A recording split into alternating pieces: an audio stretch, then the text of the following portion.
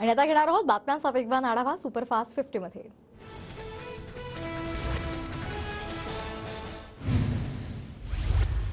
वरळीमध्ये आज दुपारी 4 वाजता उद्धव ठाकरेंची महापत्रकार परिषद, नार्वेकरांच्या निकालावर खुली चर्चा होणार। या परिषदेमध्ये कायदे तज्ञही उपस्थित असतील। मुंबईच्या मुंबादेवी परिसरामध्ये महापत्रकार परिषदेआधी ठाकरे गटाची बॅनरबाजी, जनता न्यायालयामध्ये सत्य ऐका आणि विचार करा असा आशय। विधानसभा अध्यक्ष नार्वेकरांविरोधात ठाकरे गटाची सुप्रीम कोर्टात धाव, निकालाविरोधात याचिका, याचिकेमध्ये कोर्टाचेच निर्देश न जुमानल्याचाही उल्लेख। ठाकरे गटाच्या आमदारांना अपात्रता का केली, शिंदेंच्या शिवसेनेची मुंबई हायकोर्टात याचिका, खरी शिवसेना आमची, ठाकरे गटाच्या आमदारांना अपात्र करा, शिंदेंची मागणी। राष्ट्रवादी आमदार अपात्रता सुनावणीला आजपासून सुरुवात, दुपारी विधानसभा अध्यक्ष राहुल नार्वेकरांसमोर पहिली प्रत्यक्ष सुनावणी होणार। सरकारचं शिष्टमंडळ आज मनोज जरांगेंची भेट घेणार, आरक्षणाबाबत जरांगेंना फायनल ड्राफ्ट दिला जाणार, बच्चू कडू, मंगेश चिवटे यांचा शिष्टमंडळात समावेश।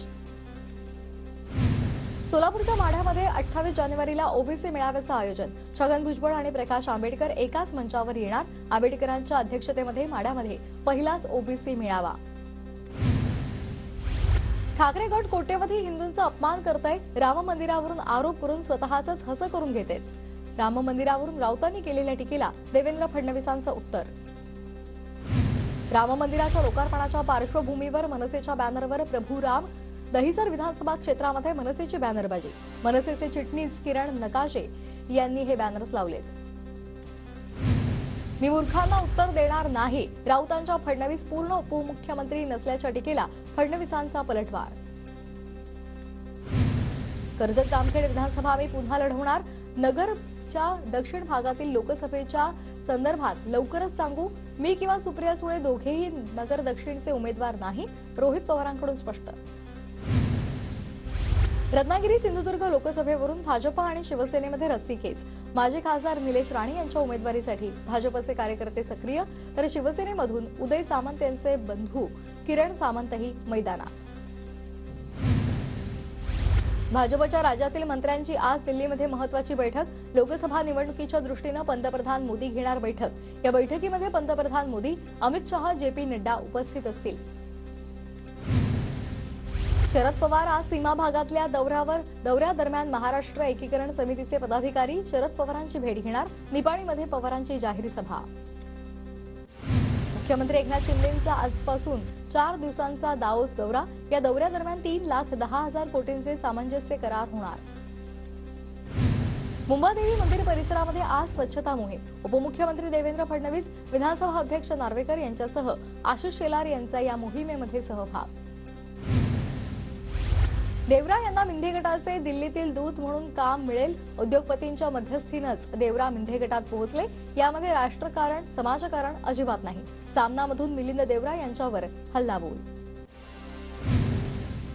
नागपूर काँग्रेसमधील अंतर्गत वाद चव्हाट्यावर, नरेंद्र जिचकार यांनी काढली जन आशीर्वाद यात्रा, या यात्रेमध्ये सुनील केदार सहभागी, जिचकार यांच्यावर झालेल्या अन्यायाविरोधात लढणार असल्याची केदारांची भूमिका।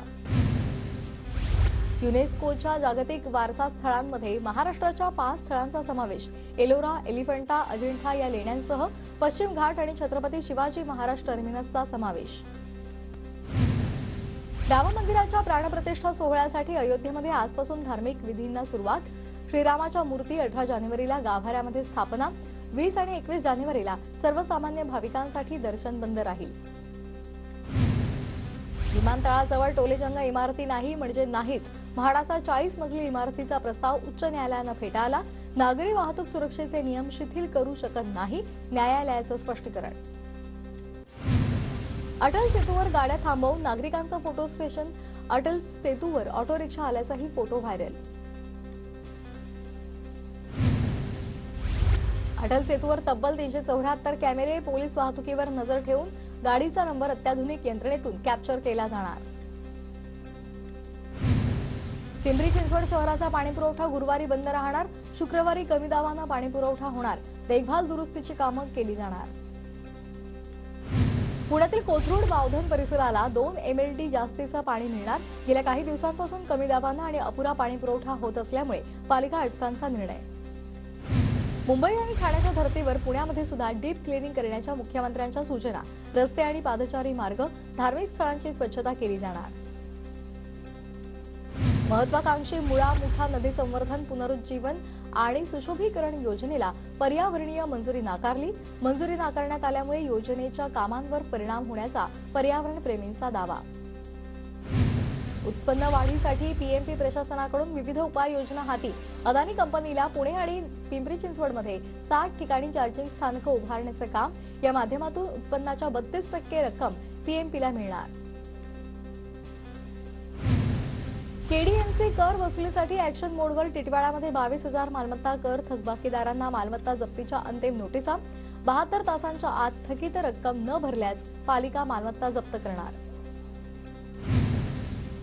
मुंबईसह उपनगरामध्ये थंडीच्या कडाक्यामध्ये वाढ। मुंबईचा पारा 4 अंश सेल्सिअसनं घसरला। धुरक्यामुळे प्रदूषणातही वाढ। नागरिकांना काळजी घेण्याचं आवाहन।